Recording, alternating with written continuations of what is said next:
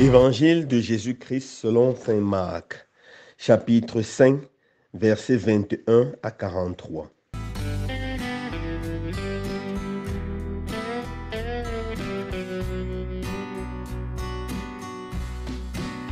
En ce temps-là, Jésus regagna en barque l'autre rive et une grande foule s'assembla autour de lui. Il était au bord de la mer. Arrive un des chefs de synagogue nommé Jaïr. Voyant Jésus, il tombe à ses pieds et le supplie instamment. Ma fille, encore si jeune, est à la dernière extrémité. Viens lui imposer les mains pour qu'elle soit sauvée et qu'elle vive. Jésus partit avec lui et la foule qui le suivait était si nombreuse qu'elle l'écrasait. Or, une femme qui avait des pertes de sang depuis 12 ans, elle avait beaucoup souffert du traitement de nombreux médecins et elle avait dépensé tous ses biens sans avoir la moindre amélioration. Au contraire, son état avait plutôt empiré. Cette femme donc, ayant appris ce qu'on disait de Jésus, vint par derrière dans la foule et toucha son vêtement. Elle se disait en effet, si je parviens à toucher seulement son vêtement, je serai sauvée. À l'instant, l'hémorragie s'arrêta et elle ressentit dans son corps qu'elle était guérie de son mal. Aussitôt, Jésus se rendit compte qu'une force était sortie de lui. Il se retourna dans la foule et il demandait, qui a touché mes vêtements?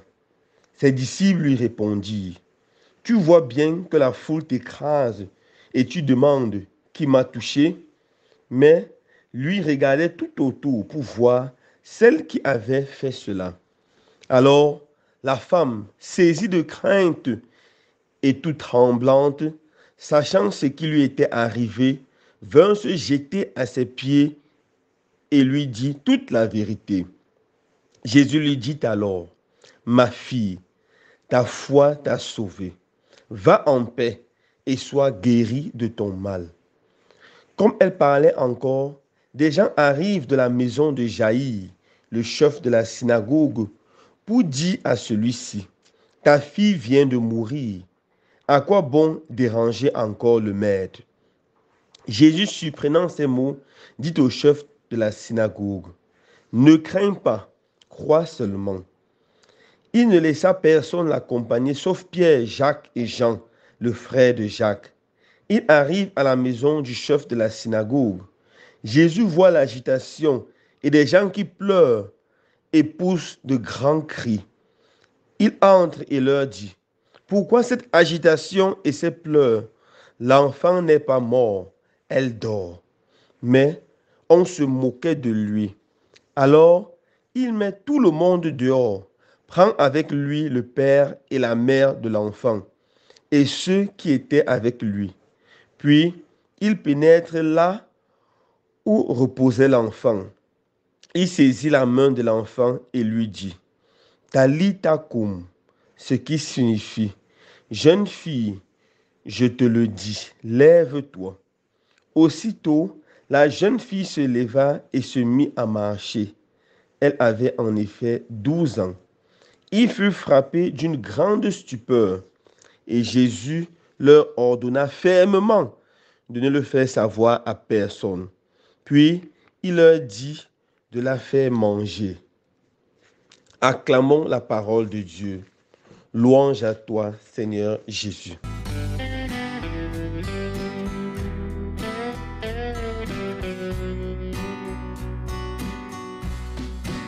Frères et sœurs bien-aimés, dans l'évangile de ce jour, Marc nous présente 2 miracles. Un miracle, celui de la guérison de cette femme qui a souffert d'hémorragie pendant 12 ans, et celui de la résurrection de la fille de Jaïr. Permettez-moi de m'arrêter sur le miracle de la guérison de cette femme. Cette femme était très malade et elle souffrait de saignements sans arrêt. Et la loi juive était très stricte contre tout ce qui concernait le sang, car pour les Juifs, le sang représente la vie. Et qui perd le sang perd sa vie et par conséquence est totalement impur. On est dans le livre de Lévitique chapitre 17 verset 14 que tous ceux qui perdent le sang sont impurs et ne peuvent s'approcher du Seigneur. Donc cette femme souffrait grandement sur le plan physique parce qu'elle mourait à petit feu, elle perdait le sang sans arrêt. Sur le plan psychologique, cette femme était incapable de venir à l'assemblée pour prier avec les autres car elle était impure. Sur le plan aussi spirituel, car cette femme se considérait comme une grande pécheresse, et elle souffrait énormément. Et la loi l'interdisait d'oser s'approcher des autres membres du peuple de Dieu. La parole nous dit que cette femme avait dépensé tout son argent chez les médecins sans trouver la guérison pendant 12 ans. 12 ans, elle a fait le tour de tous les hôpitaux.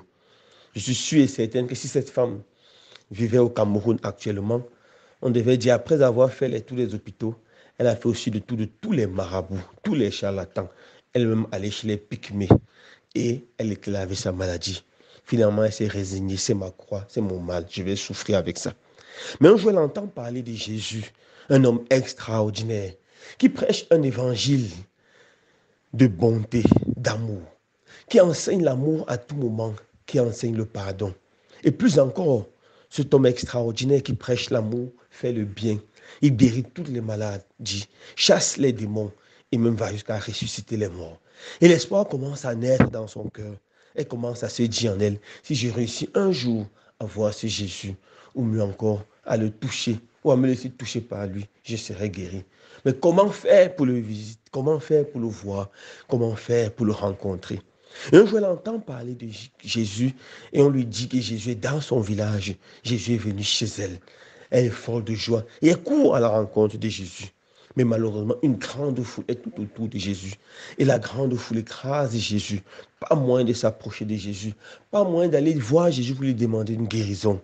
Mais la femme a une idée extraordinaire et elle s'est dit, Jésus, c'est vraiment Jésus. Si je parviens seulement à toucher le bout de son vêtement, la frange de son manteau, je serai guéri. Et elle s'approche calmement lorsque la foule écrase Jésus. Et elle envoie sa main doucement et elle réussit à toucher Jésus. Et immédiatement, une puissance sort de Jésus. Et Jésus ressent ça bien et la guérit. Et elle se sent guérie. Elle sent comment ses saignements stoppent immédiatement. Elle est folle de joie. Mais quand elle veut s'en aller, Jésus pose une question. Et il demande, qui m'a touché? Qui m'a touché? Alors les disciples sont tous étonnés, car la foule écrase, car tout le monde le touche. Ils ne savent pas si Jésus a perdu la tête. Et ils disent à Jésus, mais tout le monde te touche, toute la foule te touche. Comment peux-tu demander qui m'a touché? Et Jésus dit, effectivement, une personne m'a touché. C'est alors que la femme dit à Jésus, en tremblant, c'est moi, je t'ai touché. Jésus regarde cette femme avec admiration et lui dit, ma fille, va en paix, ta foi t'a sauvée. Va en paix, sois guéri de ton mal. Sois guéri de cette maladie physique qui te pourrit de ta vie. Sois guéri de toutes les frustrations que tu as eues à cause de cette maladie. Sois guéri intérieurement. Sois guéri spirituellement. Tu es guéri maintenant. Tu peux entrer dans le temple. Tu peux entrer dans la synagogue. Tu peux prier avec tes frères et sœurs. Va en paix. Sois guéri totalement et entièrement. Alors ici, mes frères et sœurs bien-aimés, j'aimerais qu'on s'arrête encore sur le toucher. La façon de toucher Jésus. Toute la foule a touché Jésus. Mais beaucoup de personnes de la foule sont rentrées chez eux avec leur maladie physique, avec leur frustration, avec leur maladie intérieure. Parce qu'ils ont touché Jésus sans foi. Cette femme a touché Jésus avec foi, avec conviction, sachant qu'elle s'approchait du roi des rois, du Seigneur des seigneurs, du seul qui a le pouvoir de guérir, sauver et relever. Voilà pourquoi elle est rentrée totalement et entièrement guérie. Alors mon frère, ma soeur, comment est-ce que tu touches Jésus? Comment est-ce que tu t'approches de Jésus? Premièrement, on touche Jésus lorsqu'on reçoit l'Eucharistie pendant la messe. Quand je vois certaines personnes entrer seulement dans nos églises, je me rends compte que ces gens-là ne vont pas réussir à toucher Jésus avec foi. Ils entrent à l'église comme s'ils entrent dans la cour du roi Péto. Souvent, même pas une génuflexion, même pas un signe de croix. C'était à l'église, ils sont là, ils mangent des chewing-gums, ou ils sont en train de manger, ils sont avec leur téléphone, à tout moment en train de manipuler, bavarder pendant l'homélie, bavarder pendant la lecture des paroles, et même pendant la consécration, ils sont distraits. Et ils s'approchent de l'Eucharistie, ils communient comme la foule. C'est pour ça qu'après la messe, ils rentrent chez eux avec leur même maladie, leur même problème, leur même frustration, leur incapacité de pardonner, leur incapacité d'aimer, parce qu'ils n'ont pas vraiment touché Jésus. Nous devons apprendre à toucher Jésus avec dévotion, nous approcher de l'Eucharistie posément, calmement, saintement. Lorsqu'on reçoit l'Eucharistie, recevoir l'Eucharistie avec toute la révérence possible. Toute la révérence possible. Ensuite, aller nous asseoir. Prendre quelques minutes en silence, parler à Jésus, lui dire combien nous l'aimons et combien nous voulons qu'il vive dans nos cœurs. Lui présenter toutes nos difficultés, tous nos problèmes, toutes nos frustrations. Et vous assure, vous ne rentrez pas de la messe avec vos souffrances et avec vos maladies, avec vos incapacités de pardon, votre incapacité de pardonner. Vous en rentrez comme cette femme totalement guérie par la grâce de Dieu qui va sortir de cette Eucharistie et qui va vous guérir. On peut également toucher Jésus en touchant la Bible. Beaucoup de gens touchent la Bible comme s'ils touchent un livre ordinaire, sans aucun respect, sans aucune révérence. La Bible, ce livre contient la parole de Dieu. Nous devons apprendre à toucher la Bible avec révérence, avec amour. Nous devons tous posséder une Bible. Nous devons vénérer cette Bible. Nous devons la lire avec amour, avec dévotion. Nous devons l'étudier avec sincérité. Et nous devons nous efforcer à mettre en pratique ce que nous avons lu. Voilà une autre belle façon de toucher Jésus.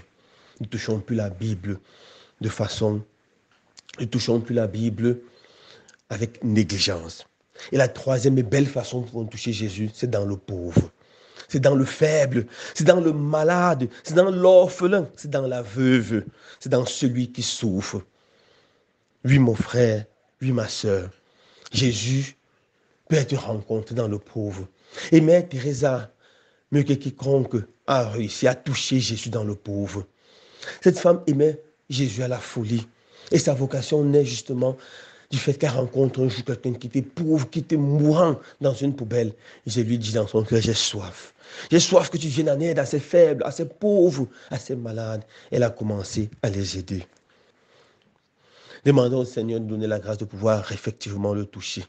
Le toucher chaque fois que nous allons recevoir la communion pendant la Sainte Messe. Le toucher chaque fois que nous allons méditer sa parole, les Saintes Écritures. Et le toucher chaque fois que nous allons venir en aide aux pauvres, aux faibles, aux malades, aux malheureux, aux orphelins, aux veuves, aux déplacés anglophones, à tous ceux qui souffrent dans la misère.